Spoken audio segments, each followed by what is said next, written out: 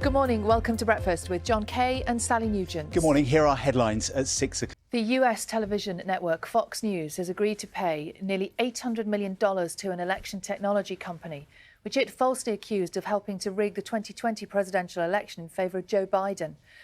At least one person has died and 5 others were injured following the collapse of a multi-storey car park in New York. The Royal British Legion has revealed its new Remembrance Poppy, which is now free of plastic. So we get those figures at 7 o'clock. Ben will run through them for us. But in the meantime, don't forget there's loads more help. At 6:05, the treasurer of the Scottish National Party, Colin Beattie, who was arrested by police investigating the party's finances, has now been released without charge, pending further investigation. The 71-year-old is the second figure in the party to be detained as part of the inquiry. We're joined now by our chief political correspondent. Listen to Nick's programme, Leading Scotland Where. That's tonight on BBC Radio 4 at 8:30. In other news this morning, the former boss of the business group, the CBI, has said his reputation has been totally destroyed after being fired over complaints about his behaviour.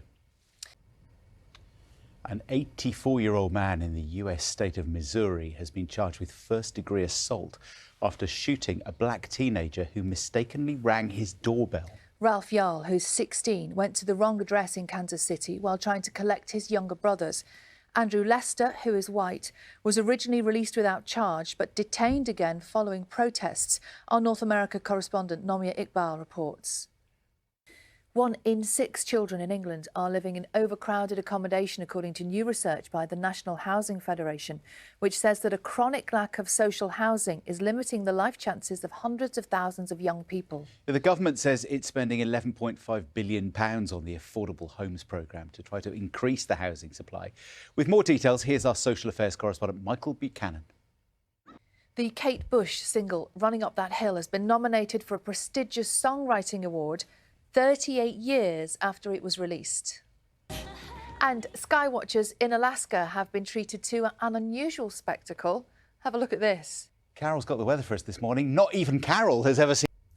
Children conceived as a result of rape will soon be legally recognised as victims in England and Wales, giving them better access to information and support services. That is the pledge from the government. But what is it like to know that your own child or even your own existence came from sexual violence? Well, Sammy Woodhouse was a victim of the Rotherham grooming scandal. She sometimes sat here on the sofa talking to us about that. She fell pregnant to her abuser when she was just 15. And now Sammy's made a new BBC documentary in which she meets other mothers and children born from abuse. Emma Isles has more on this for us, and you might find the content of this discussion upsetting. Kinds of stories that we just don't hear, is it? You can watch Out of the Shadows, Sammy's programme, Born from Rape, on the BBC iPlayer now. And we're going to speak to Sammy herself and to Neil, who you saw in her film just then, just after 8 o'clock this morning. And if you've been affected by... It's 22 minutes past 6. Thank you very much for joining us this Wednesday morning. Let's look at the front pages of the papers. Yeah. Aren't they? No AI required there. It's they're doing it for real. You know I love a pothole. Well, I hate a pothole, but I love a pothole story. Look at this. This is Canning Town in London. This chap's a Deliveroo. Yeah. Still not great if you're on a bike. 5 feet deep. Gosh.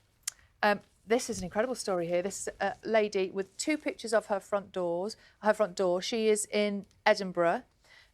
She's fine or something. Yeah, I think 20 absolutely. grand fine she was facing. Yeah, £20,000 she would have had to pay. It's in a conservation area. OK. I can see why she did it. It was 20 grand fine. It's 25 past 6. Now, we all know being a football fan is often an emotional roller coaster.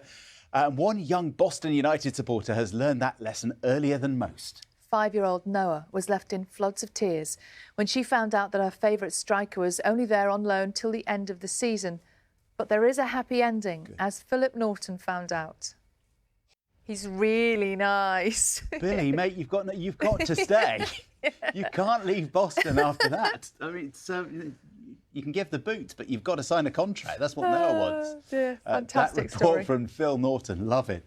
I love the fact that the dad did what all parents do these days when childbirth to post it. Film it. Post it. Oh, right, yeah, true. Emotional blackmail. 27 minutes past 6. Now, talking of sporting heroes, Cornwall has a new one, and he's only 15. John Maguire, who's a little bit older, is on Fistral Beach in Newquay